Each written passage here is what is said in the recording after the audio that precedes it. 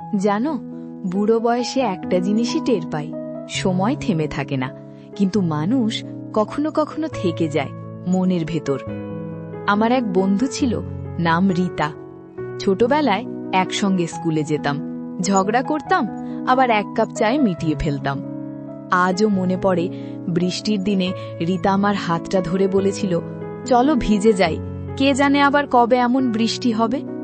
তখন বুঝিনি এই কথাটাই কত বড় সত্যি ছিল।